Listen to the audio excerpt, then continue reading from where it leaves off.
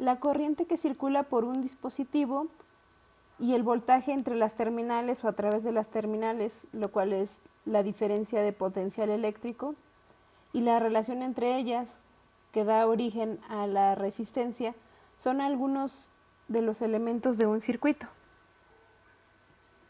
Consideremos ahora las 5 cajas que tenemos a la derecha.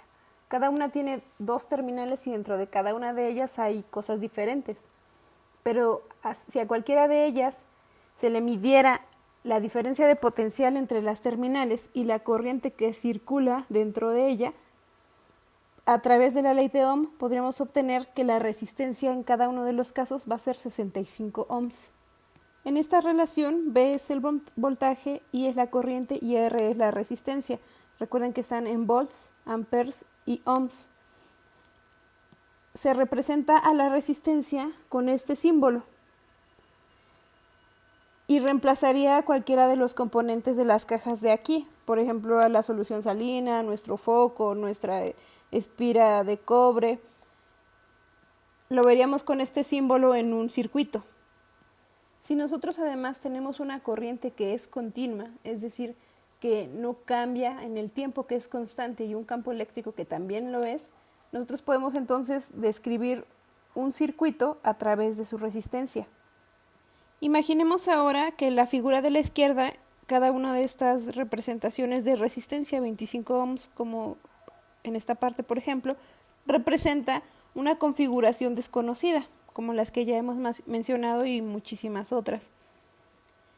Esta configuración la podríamos llevar a un circuito de la siguiente forma.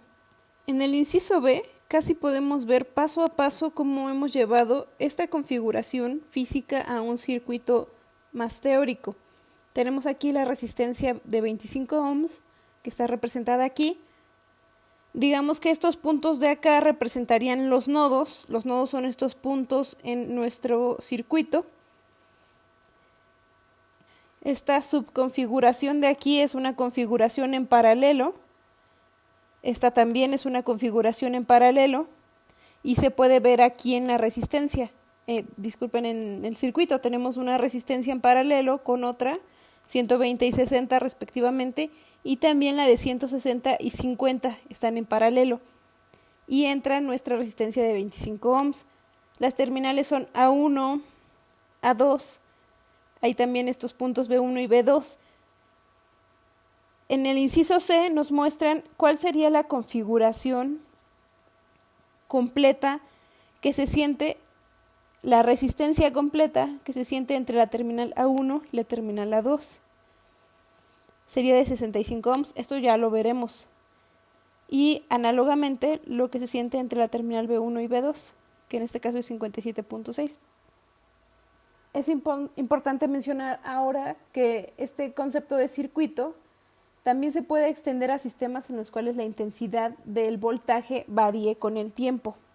Entonces hemos pedido que la corriente sea estacionaria o constante, no estacionaria, continua, que sea continua, que no varíe en el tiempo, pero el voltaje sí va a poder variar en algún momento. Reiterando, la corriente es continua, el campo eléctrico también debe ser continuo y el voltaje puede variar en el tiempo. Las reglas para poder reducir una configuración de resistencias en un circuito de algo complejo a algo menos simple, a lo cual se le conoce como una resistencia equivalente, pasar todas estas resistencias a una resistencia más simple, reducir nuestro circuito, está dado de la siguiente forma. Recuerden que aquí hablamos de resistencias en serie y resistencias en paralelo. Bueno, ¿qué nos diferencia las resistencias en serie de las resistencias en paralelo? Lo más importante es que las resistencias en serie van a compartir solo un nodo. A esto ya lo mencionamos, le llamamos nodo, y las resistencias en paralelo tendrán 2 nodos en común. Es de esta forma como podrán en un circuito diferenciar las que están en serie de en paralelo. Porque como ya vieron, en la configuración de un circuito podrían ser confusas y podría uno no saber cuál es cuál, pero busquen esto. Si tienen 2 nodos en común, entonces tenemos una resistencia en paralelo, un nodo, una resistencia en serie. Para obtener la resistencia equivalente de este circuito, el circuito configurado por R1 y R2, que están en serie, la regla es la resistencia equivalente es igual a la suma directa de cada uno de los valores de nuestras resistencias. En paralelo esto cambia un poco. Nuestra resistencia equivalente va a ser igual a 1 sobre R. La resistencia equivalente es 1 entre R igual a 1 entre R1 más 1 entre R2.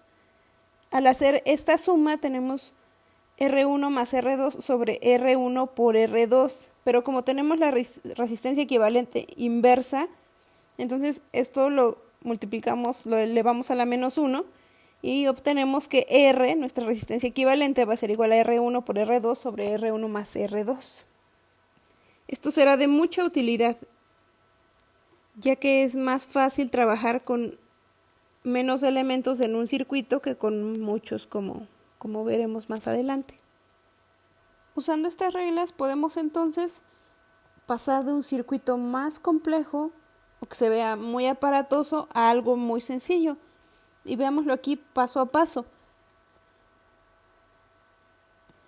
Tenemos aquí una resistencia conectada en serie, comparte un nodo con esta configuración que está en paralelo. Entonces sacaríamos la resistencia equivalente en paralelo de estas dos y luego en serie con esta, y con eso obtendremos solo una resistencia. Esta parte de aquí es análoga pero está invertida. Tenemos aquí la parte en paralelo y esta está en serie a esta parte en paralelo, y finalmente tenemos esta en paralelo, y eso nos reduce nuestro circuito. Nos queda esta, bueno, las que no tomamos en el circulito, y tenemos esta configuración más simple, pero aún podemos reducirla. Entonces aquí lo que tenemos nuevamente es una configuración en paralelo para estas dos. Recuerden que aquí tenemos dos nodos que comparten entre ellas y esta en serie. Entonces tomamos la resistencia equivalente en paralelo aquí y luego en serie con esta y obtenemos esta. Estas dos están en serie,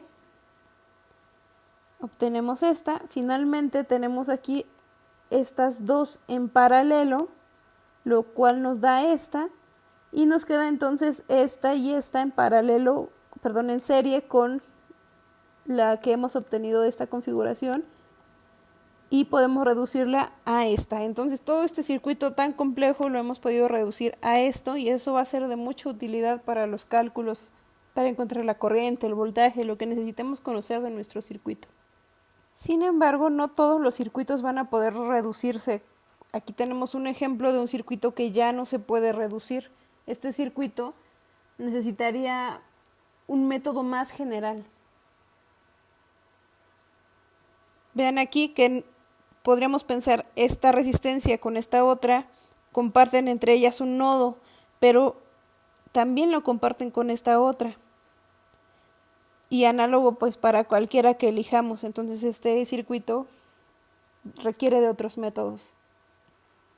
Toda red de resistencias por las que circula una corriente I continua debe satisfacer que podemos encontrar la corriente despejando de la ley de Ohm, es decir, I es igual a la diferencia de potencial sobre la resistencia en la que se está midiendo la corriente.